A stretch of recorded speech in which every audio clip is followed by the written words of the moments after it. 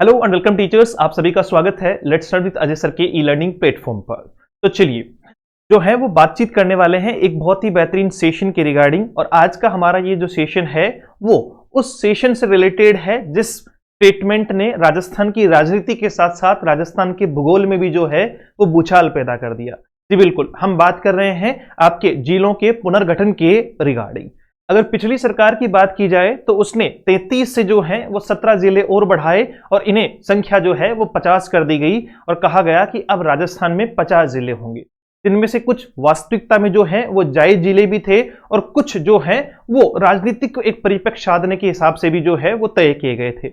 सरकार बदली और सरकार बदलने के बाद में जो है वो नई सरकार ने पुनः उस पर विचार किया और विचार करके दोबारा से कहा कि नहीं, ये कुछ जिले हैं जिनको हम जो है वो वापस से क्या कर रहे हैं, मर्ज कर रहे हैं उन्हीं के जो है वो पहले से जो प्रस्तावित जिले थे उन्हीं के साथ।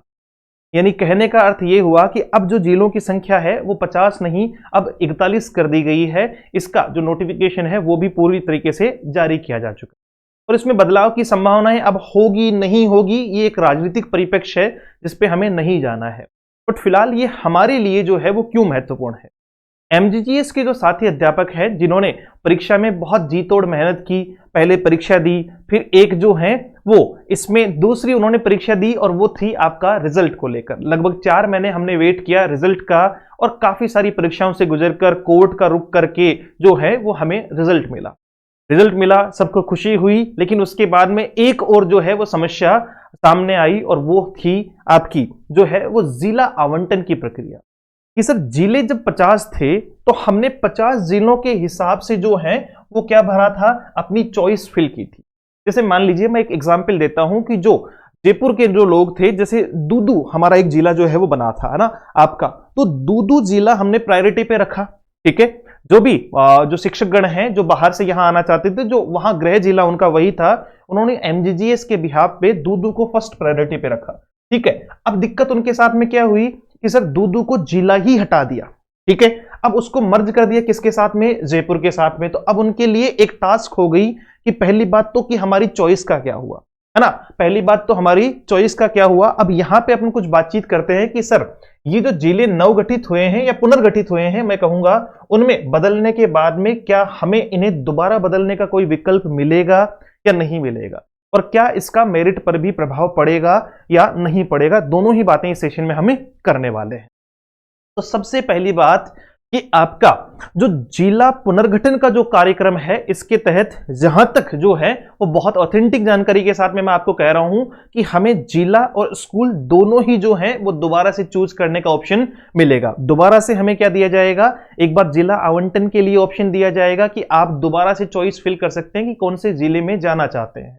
और ठीक वहीं पर जो है वो आपको उसके बाद में स्कूल का प्रोसेस दिया जाएगा कि इस जिले में किन स्कूल्स को आप प्रायोरिटी पे रखने वाले हैं, है ना। इसका एक छोटा सा जो है वो जैसे एक न्यूज में भी एक खबर आप लोगों ने देखी होगी, घर आने के चक्कर में जो है वो शिक्षकों का भूगोल ही बदल गया है, क्योंकि जहां जिस जिले में उन्होंने अप्लाई किया था, जिसको चॉइस लिया था, वो अब जिला ही नहीं रहा।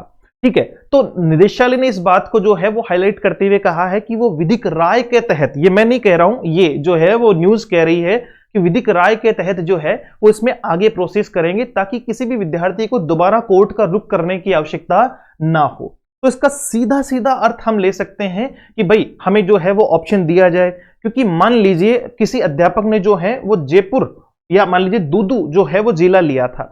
अब दिक्कत क्या है कि दूदू लिया था, दूदू अब जिला ही नहीं है, तो समस्या उसके सामने क्या आ रही है कि अब उसे कंपटीशन जो है वो किससे करना होगा, जयपुर में करना होगा। भाई साहब दूदू में वास्तविकता में मार्क्स आ रहे थे, नंबर आ रहे थे, जो है वो संभावनाएं लग रही थी कि वहां उनका जो है वो डेफिनेटली चयन हो सकता था। लेकिन अब वो कहां आ गए, जयपुर में आ गए हैं।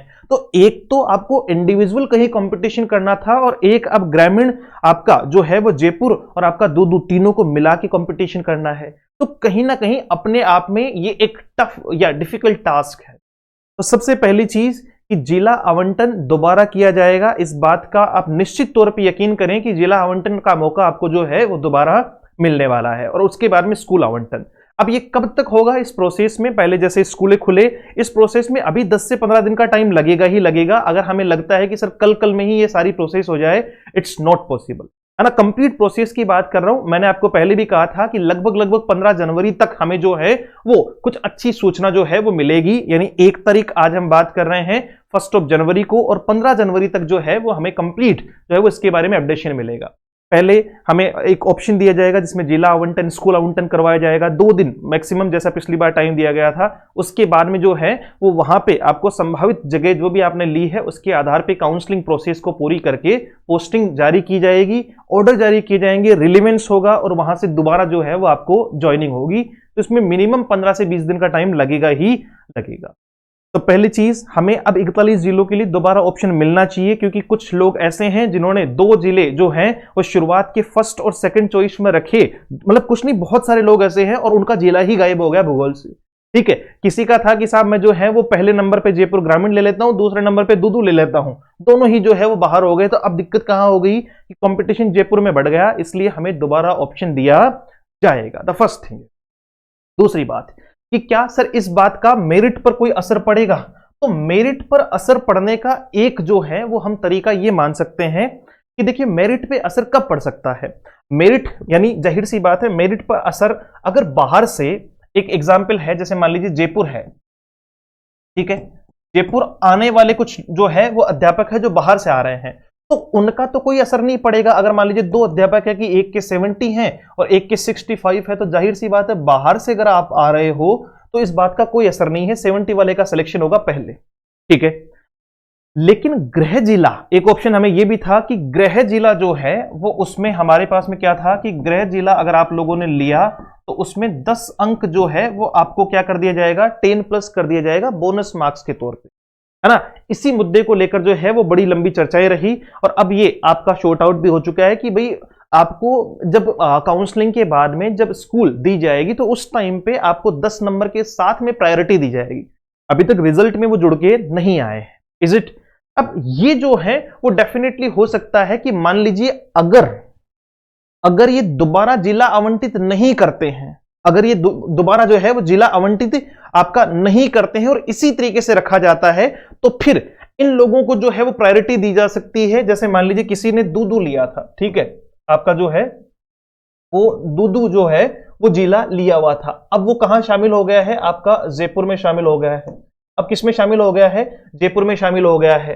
तो अगर मान लीजिए ये नहीं करते हैं तो इसे जो है वो फिर किस आधार पे लिया जाएगा, 10 नंबर जो है वो बोनस के आधार पे लिया जाएगा। कायदा तो यही कहता है, क्यों, क्योंकि वो तो गृह जिले में ही ट्रांसफर हो रहा है।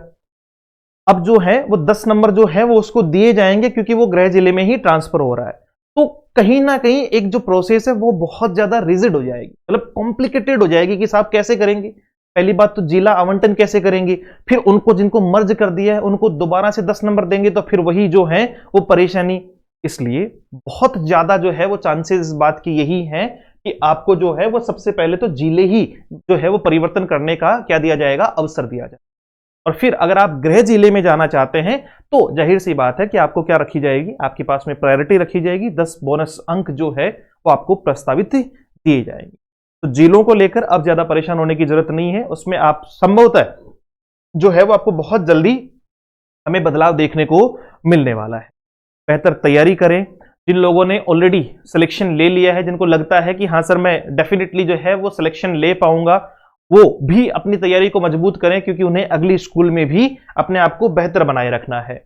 और वो टीचर्स जो इस बार सिलेक्शन नहीं ले पाए किसी वजह से, तो उनके लिए एक अलग अपॉर्चुनिटी, एक नई अपॉर्चुनिटी जो है वो दोबारा से जनरेट हो रही है। दोबारा आपका एमजीजीएस आपको बहुत जल्दी दिखाई पड़ेगा। हर साल भले ही पोस्ट जो है वो ज्यादा ना आए, लेकिन आपको हर साल इसमें जो है वो निरंतरता के साथ में ये चीजें दिखाई पड़ेगी।